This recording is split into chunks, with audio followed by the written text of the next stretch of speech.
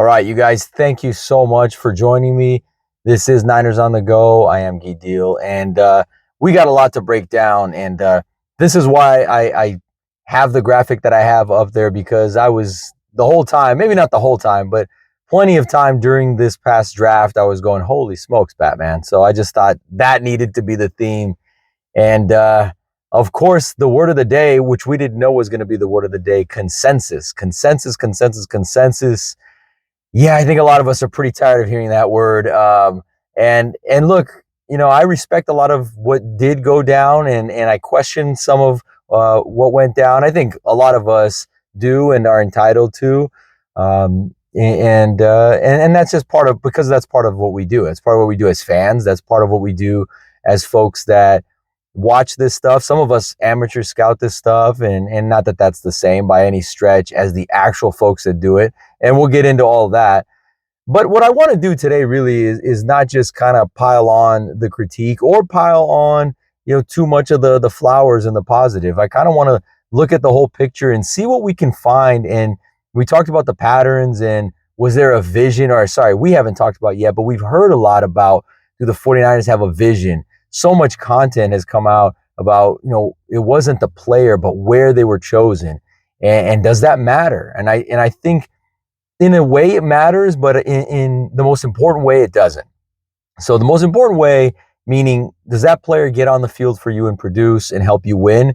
It doesn't matter where the guy was selected. In 30, 40 years, when hopefully Brock will get his gold jacket, and even if he never does, but he's done enough in the league now where he's an established good player, and some people think he's great. Now, I'm biased, obviously. I think he's really great, and he could get even better. So I just think, in 30, 40 years, nobody's going to look back and say, hey, for him, they would, because he was drafted last. But I still think in general, they're not going to look back and say, that's the issue, or that there was an issue with the fact that he was drafted last overall in the 2022 draft at 262. The bottom line is he was picked. He played, whether he was picked, in the first round or the last round. And so I do think that there's a little too much made about where the guy was picked.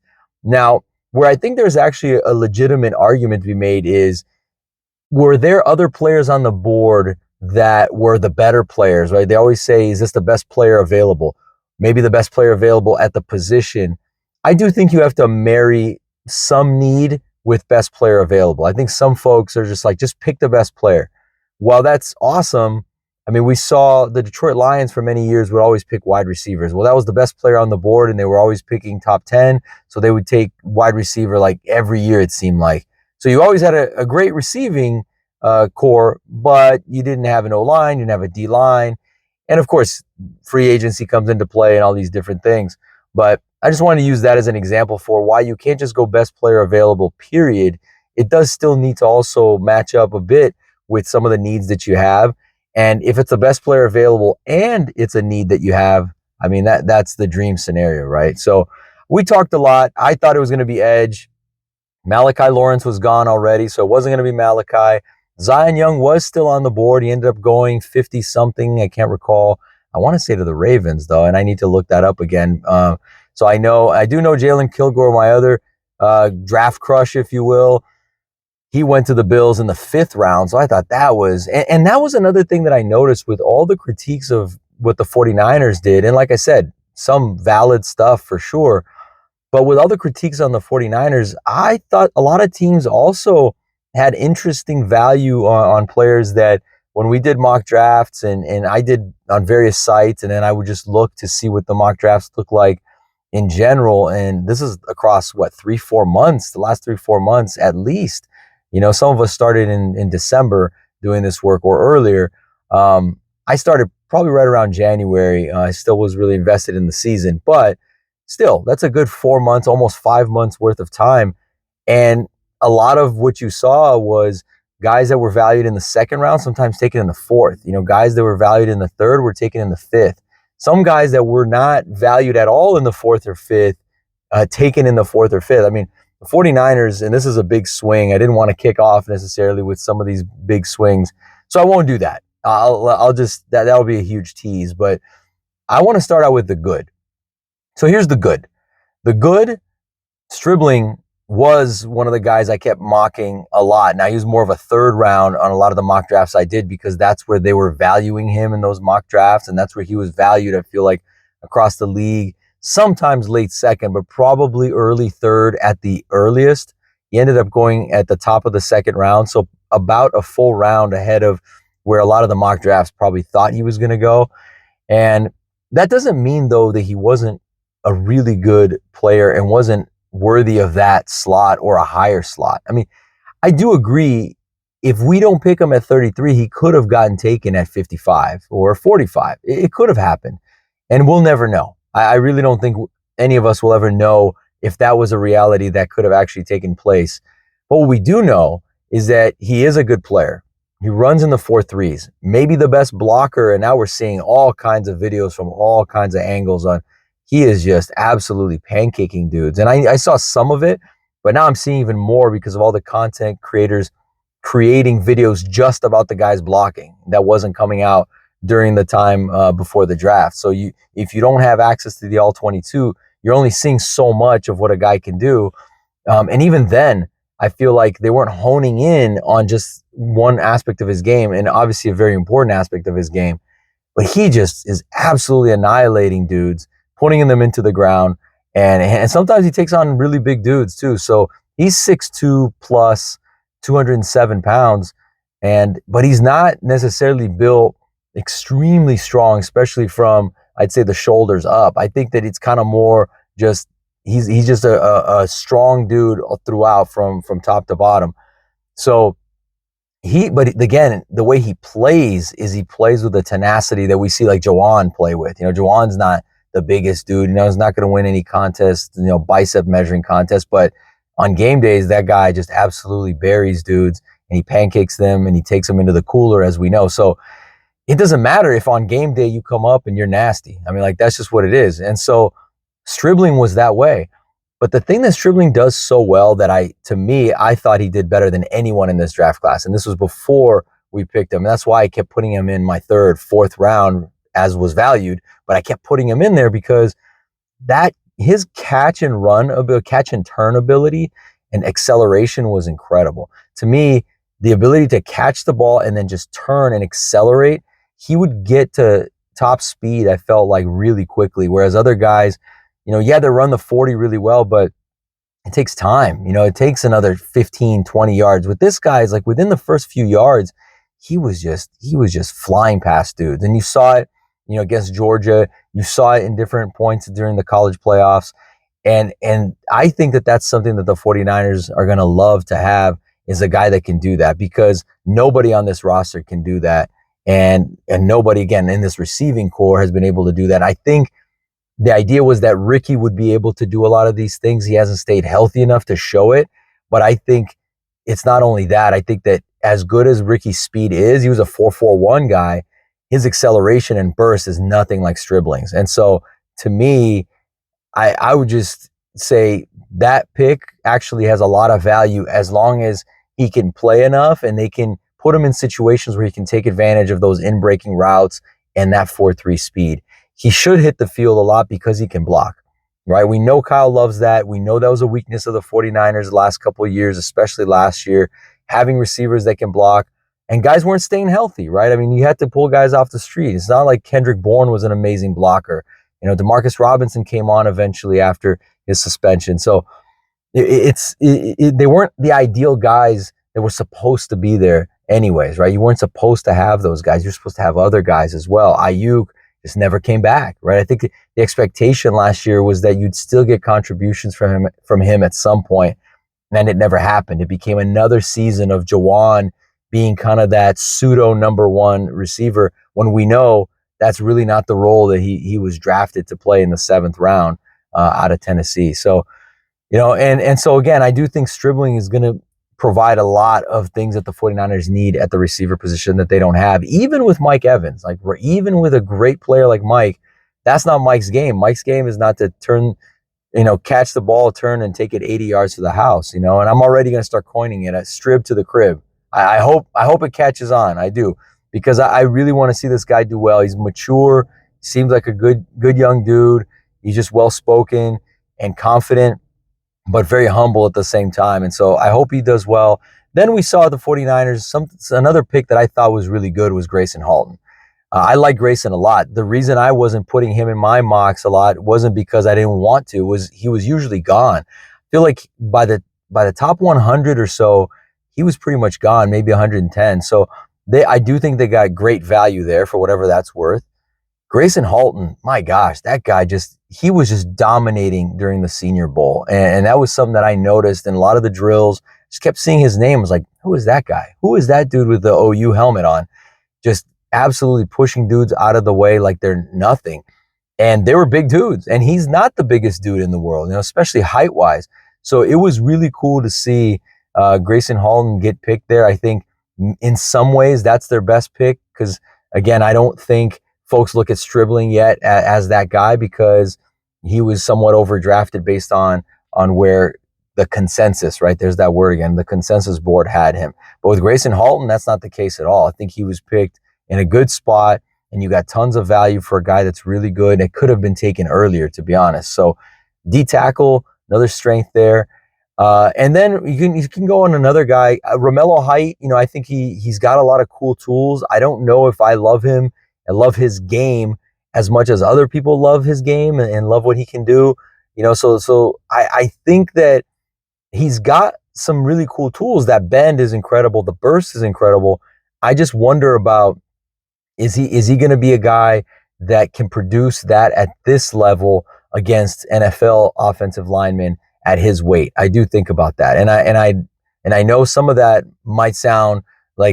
might even be kind of silly to say because of that burst is so good and the bend that he can, and he's got a lot, like his arms are super long. I think I've compared him to Julian Peterson a little bit, and just like super long arms and just not the biggest, again, not like super jacked up kind of upper body and arms. They're just super long, and he is a big, strong dude, but he's more in that 240 range, not 250, 260 pounds. So he's gonna have to win with speed. He's gonna have to win with technique, and he is a situational guy. So from that standpoint, I think it's kind of interesting to pick a player at that point that's going to be a situational rusher. But in the NFL, there's a lot of value in that, right? There's a lot of value in being able to rush the passer on any down and at any point in the game. And you need to be able to pressure the passer. And we found out last year in a big way when I don't think I've seen our defensive front just fail to put any kind of pressure on the quarterback like we saw last year. It's been a long time since it was just that level of futility. And it just wasn't there. It just didn't happen. I get it, injuries and all that, but I still thought there was enough there, and there was enough guys, enough a rotation of guys that could have put more pressure than they did, could have gotten more QB hits, even if they're not getting sacks. So I do think some of that has to also be taken into account into the scheme, right? And how Raheem Morris is going to use a guy like Romello Height, because he's going to play, right? He's going to play. So those are some of the positives. Those are some of the guys that are useful, some of the positives. And then there were some other picks that were more interesting, that were just more like, okay, this is a projection. This is where the team views these guys. And while they might be talented, are they really the best guy at that spot, at that point, at that position as well, right? Are they the best one, best player available even at that point in the draft? And so that's where I think some of the questions are a lot more valid. I like Kalen Black a lot. I do. But with running backs, the 49ers are great at finding running backs. And I'm not saying they would have found another guy that can replicate exactly what Kalen can do, because he is a special burst-like talent. I do think he's got like a great short area burst. He could be great in short yardage and in goal line. And I think that would be his role early on this team, is the short yardage, the goal line stuff, because he's just an absolute fire hydrant. And I think that he has good vision too, and good and good. It's not just the burst, but he kind of waits. He's got good patience. So I think that for him, I think the way for him to get on the field is obviously, right, again, the blocking, picking up the blitz, knowing your assignments really well. But that short yardage game, I think, is where he could get on the field. And who knows, maybe he takes a short yardage play and then he takes it 10, 20 yards and then begins to gain a little momentum that way. But it's kind of an interesting one, right? Because you do have Jordan James there. We know the 49ers aren't going to the season thinking, well, CMC is going to get hurt automatically, right? We don't think that way. And I know that they don't envision things that way, and at least they don't seem to pick players based on, well, that guy's going to get hurt. They believe the guy's going to come back and play 15 plus games, and then be healthy for the playoffs. So kind of an interesting one there, where again, I like Kalon a lot, but that is a lot of capital there to spend on that position that you are so good at finding later. It'd be different if the 49ers were not great at finding value and talent at that position at any point in the draft, but the Niners are great at it. The Niners are great at finding running backs and running back talent at any point in the draft. So Kalon, I agree, was kind of a curious one. The other ones for me, I'll kind of just go Ephesians Prysock. Really big dude, big kid, raw athlete. In a lot of ways, I think they're trying to bring back a much better version of what Akello was supposed to be, that 6'3 plus corner that they have never really had. And I think that's an interesting thought, and it's an interesting experiment, but I don't know if in practice it actually works out that way. I actually think that was a really big swing for a guy that was penalized a lot, like very grabby hands, and a guy that really, I feel like, even with his size and length and speed, still couldn't use a lot of those raw tools to his advantage the way we see some other guys do that are big and tall safeties and corners, especially safeties. So that was more my thought was, are they thinking about maybe moving him over to safety? But I think from what I've heard so far, it's still more of this guy's a corner. But if that's the thought, I mean, Renardo Green's still on the team. Obviously, Demo's on the other side. And you got Upton right there in nickel. I don't really see where this guy is going to find his way on the field unless for sure there's, again, the thought of injuries. Very raw prospect, though. Very raw to take in the fourth round. So I think that was a very big swing. Carver Willis was also a really big swing, a guy that, I saw some folks say that he probably would end up being undrafted maybe. So again, really big swing to take in the fourth round. The one thing I will say that I like about the Carver Willis pick is that, he's also a tackle at Washington, just like Dom Pooney was a right tackle, sometimes left tackle at Kansas. And the 49ers had a plan for him to move him to guard, and it worked. We can debate how good Dominic Pooney is, but he's solid enough to where I think you could say that it's worked out. And I think Dom's going to get better, and he should continue to get better. And he was a bit dinged up last year, which I think affected some of that. But with Carver Willis, I think that I do see the vision. If we talk about what's the vision, they want a guy that can have the movement ability of a tackle, but they want to put him at guard, and just his tools for what we do in outside zone and all that kind of stuff fit more for guard for him and what he can do and just his body profile and whatnot. So I do think that that's interesting to me. It doesn't mean he's the left guard. I still think it's going to be one of the vets that they picked up, and that'll be a competition during camp. I've heard, Connor Colby's name bandied about a bit. I don't know if that's really where they're trying to go. I think they're still going to go with a vet right there. That's just my guess at this point. And so, whether it's Robert Jones or some of these other vets, Toth and those guys, but that makes that pick, I think, a little more interesting to me if they view him as kind of their next Dominic Pooney. But now, taken in the fourth round, the guy that I really like a lot, and then we can get to the undrafted dudes, because those dudes, I was really excited to do a deep dive on the last couple of days. But the guy I really like is Enrique Cruz Jr., and I got to give a shout out. CG Ruthless interviewed him and talked a lot about his ability, and the guy got a 9.99 RAS. So incredible athlete. And I thought I read too that he hit maybe 20 miles an hour or near 20 miles an hour when he was running his 40. Just incredible, 36-inch vert. The dude is just incredible as an athlete, as a pure athlete. Now, can he play? I mean, you look at the tape, I definitely think he can play. I'm wondering, though, too, because of how raw of a prospect he is, how much time that would take, and do they envision him as the future left tackle and the heir apparent? I don't know. And I do think we're going to need another year or 2 years to really see that. Next year's draft class might be a lot stronger than this. At least it's supposed to be a lot stronger than this year's draft class. So maybe the 49ers, delayed the heir apparent to Trent Williams another season. It's possible. So that might be what they were thinking. But in the meantime, they have this incredible athletic tackle that they can mold already in the system in Enrique Cruz Jr. So that was really interesting. And I don't want to leave out Jalen Duggar.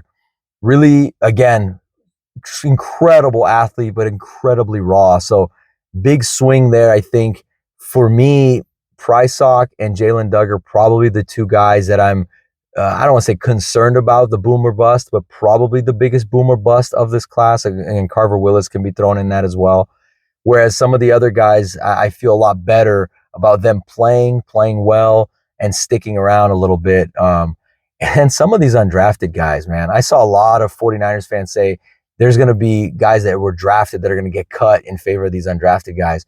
49ers, yet again, with the undrafted free agents, I mean, Mikhail Kamara, man, great. That dude, I saw him early on in the process, really early on when I started looking at tape. I saw him play and I thought, okay, this guy's interesting. I kind of just kept him in the back of my mind, but I was watching more guys during the process at defensive end. Smaller guy, but man, he's got great burst. Dwight Freeney was, barely 6 feet tall, if not 5'11", and he was just great with his spin moves and rip moves and bull rush, just a ton of power and in a smaller package, right, for that position. But it doesn't matter. Like, if you can get to the quarterback, I don't care what you look like size-wise, right? I don't care what the body looks like. And I think that he definitely is one of these casualties of the stereotype because he can play. He could have been drafted, in my opinion, and yeah, he didn't get a lot of sacks this past season, but he got plenty of tackles for loss. He was in the backfield a lot. He also had a ton of QB hits, lots of pressures. And the past few seasons, he did really well at Indiana, and then I want to say James Madison. But at the past few seasons at Indiana, or especially the season before at Indiana, his numbers look great. So had he come out that year, I think his stock might have been a little higher, but of course the stats maybe were part of it and his size. But I definitely think if you turn on the tape, this dude can play, and he is quick. His motor is extremely quick.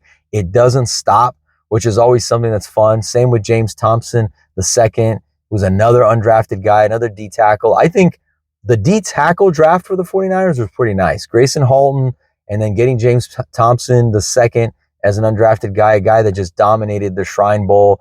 Watched him a lot there, watched his drills, and I like James Thompson a lot. So he's got undrafted guys. That doesn't mean they're going to make the team, but he's got a shot to make the team.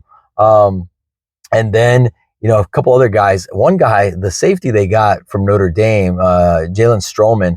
This guy reminds me a ton of Talanoa Hufanga. And I mean, look, we drafted Talanoa in the 5th. Talanoa came out of USC with a ton of injuries. And so his injury history was already well documented before he was even drafted. So it was a big gamble to take him. And yet he was a great player. Again, he was hurt a lot, but when he played, he was great. I don't think that was a bad gamble at all because, I mean, the guy did end up playing really well, even if it was just for, a season and a half, if that, 2 seasons. But this guy is an undrafted guy, tons of value. Again, the 40 time will not blow you away. I could not find an accurate 40 time on him, but his game speed looked really good. Didn't have a ton of picks, had one really nice one where he jumped the route and took it to the house. I thought that reminded me of Hufanga too. That one play that Hufanga, I think Stafford tried to throw it to the running back and Hufanga picked him off, and he did the kind of little celebration like this. He kind of did his own version of the Bosa celebration. But man, that guy is really good. And then a few other guys I really liked as these undrafted dudes. I thought they were, again, just a lot of talent that just kind of fell out of this draft in a very weird and strange and a much weaker draft class. But Wesley Grimes, the receiver out of NC State, not that we need more receivers at this point, but who knows? He can compete with guys like Cowing and Watkins. Maybe this guy has punt return, kick return ability. I didn't see much of it, but maybe that's something that they can see for some of these guys. We definitely still need punt returners, kick returners, and so you still need some of these back of the roster guys at that position. I'm trying to think another guy that I really like. The D tackle out of Tennessee, Eason, he was really good, and so really interesting guy there. A couple other dudes for sure that were really good. But those are just some of the guys that I looked at. Oh, the tight end Dinkins, Khalil Dinkins. Dinkins to me is really interesting. I was disappointed we didn't take a tight end, and we could have taken Jack Endries, a guy that I really like, who played at Cal, then transferred to Texas. Great blocker as well. Reminds you of Tonjes, but a better blocker, and so a good pass catcher. Thought he would have been a guy that we could have taken, and we could have. But again, we were kind of taking some shots late with with guys like Carver Willis and Jaden Duggar and those guys. But yeah, he was a guy I actually really like Khalil Dinkins as well. Great blocker, great blocker. So again, obviously that's something the 49ers covet a lot. But his pass catching ability, he wasn't used that much, but when he was, I actually really like what he could do. I mean, he's not a burner by any stretch, but he's got good hands, he runs decent routes. So pretty good. I thought he was fairly polished actually. And I think that there'll be opportunities for him. Obviously, he's going to be the third, fourth tight end opportunities for him, but still really, really good to find these guys out of Penn State and big programs, Penn State, Indiana, Notre Dame, so NC State even, not a huge program, but still a recognized program, and finding these guys, Illinois, James Thompson. So finding these guys after the draft and still being able to add talent. And in some ways, maybe talent you should have drafted, and I don't say that just to kind of, try to poke any holes into this draft class, because we don't know. That would be my final verdict, is we really don't know. We have to wait and see. And it sucks that we have to wait, but it's also exciting. Like I said, I am excited about Stribling. I'm excited to see guys like Grayson Halton. You're gonna like seeing, I think, Romello Height and what he's gonna do in camp. And then, we'll see, right? We'll see about some of these other guys. Kalon Black might be really exciting and may carve out that role, like I said, in short yardage and goal line.